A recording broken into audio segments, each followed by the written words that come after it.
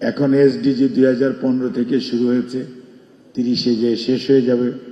কাজে এসডিজির এই আলোচনা 5 বছর আর মাত্র সময় বাকি, খুব 5 বছরও নাই পুরো। এই সময়ের মধ্যে আমাদের এগোতে হবে। আমাদের এখন অবস্থান 110, কাজেই সেখান থেকে এগোতে হলে আমাদের অনেক পথ পাড়ি দিতে হবে। তা আমি যে কথাগুলো ডক্টর মাহাদি আমিন এবং সেলিমা আপা বলেছেন, আমি ওইগুলো আর রিপিট করব না। আমি যারা অংশগ্রহণকারী এবং যারা প্রশ্ন করেছেন তাদের কিছু কিছু বিষয়, সরকারের বর্তমান অবস্থান, আমাদের নেতা, আমাদের প্রধানমন্ত্রী, বিএনপির চেয়ারম্যান জনাব তারেক রহমানের যে কমিটমেন্ট, যে এই দেশ হবে শুধু অন্তর্ভুক্তিমূলক নয়, এটা হবে একটি মানবিক বাংলাদেশ, যেখানে সবার আগে প্রাধান্য পাবে বাংলাদেশ, আর সবার জন্যও যে বাংলাদেশ হবে। আগে সবার আগেও ছিল বাংলাদেশ, এখন সবার জন্য হবে বাংলাদেশ। অর্থাৎ এটি খালি গুলশান বনানীতে সীমাবদ্ধ থাকবে না, এটা খালি যারা দৌড়তে পারে তাদের জন্য না, যারা অন্যের সাহায্য, বিশেষ চাহিদা সম্পন্ন মানুষ তাদের জন্য, যারা ফুটপাতে ঘুমায় তাদের জন্য, যারা রেল স্টেশনে ঘুমায় তাদের জন্য কাজ, এবং যারা আজকে বলেছেন যে আমার বাচ্চার টেক কেয়ার কে করবে, তাদের জন্য এই বাংলাদেশ, যেটি জনাব তারেক রহমানের ঘোষণা, আমরা সেটিকেই বাস্তবায়নের জন্য আপনাদের ম্যান্ডেট পেয়ে আপনাদেরকে সেবা করার জন্য যে সুযোগ দিয়েছেন, সেজন্য আমরা অত্যন্ত কৃতজ্ঞ এবং ধন্যবাদ জানাই।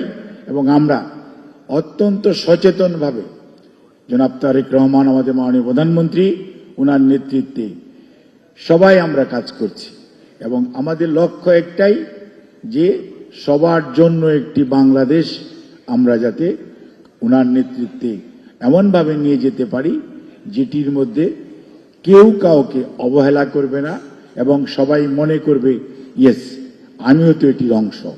এইরকম একটি অবস্থানে নেওয়ার জন্যই আজকের এই অবস্থা এবং এই আলোচনা।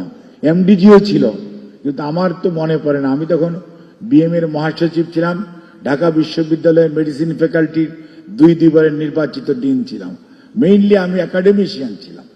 কই আমার কাছে এমডিজির গোল নিয়ে এরকম কোন আলোচনা হয়েছে? I have never seen in that period. Majid ভাই এখানে বসা আছে, he might be bear me out. Jabilla ভাই এখানে বসা আছে, ওনারা ওই সময় উচ্চপদস্থ সরকারি কর্মকর্তা ছিলেন।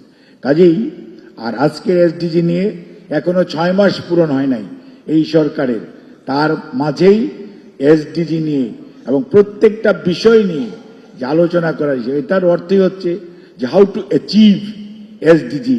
এবং এসডিজিকে সরকার যে মিন করে, এটি যদিও 2015-তে একটা ইন্টারন্যাশনাল আপনার অ্যাকসেপ্টেন্স, একটা আপনার সেইটার পরেও বিএনপি কিন্তু চিন্তা করে নাই, বা এই সরকার চিন্তা করে নাই আমরা এটার পার্ট কি পার্ট না। বিএনপি চিন্তা করেছে এটির মাধ্যমে জনগণের কতটুকু উন্নয়ন হবে, এই 17টি গোল কিভাবে কাজ করে।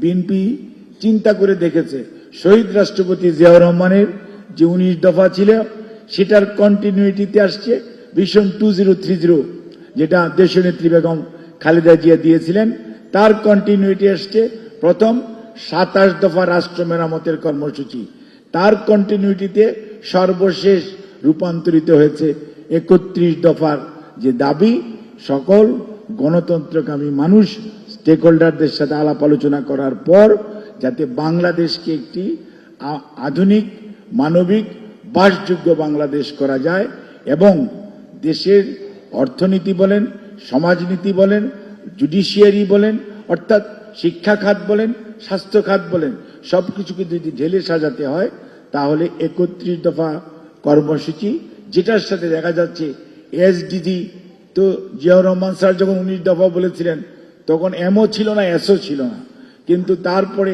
ভিশন 2030 যখন হয়েছে, হ্যাঁ, তখন এসডিজি কেবল প্রণীত হয়েছে। কাজে অর্থাৎ বিএনপির চিন্তা ভাবনা, আমি যে কথাটির জন্য এই কথাটি বললাম, সেটি হচ্ছে যে বিএনপি সবসময় প্রো পিপুল চিন্তা করে, বিএনপি দেশের মানুষের কথা চিন্তা করে, দেশের সামগ্রিক উন্নয়নের কথা চিন্তা করে।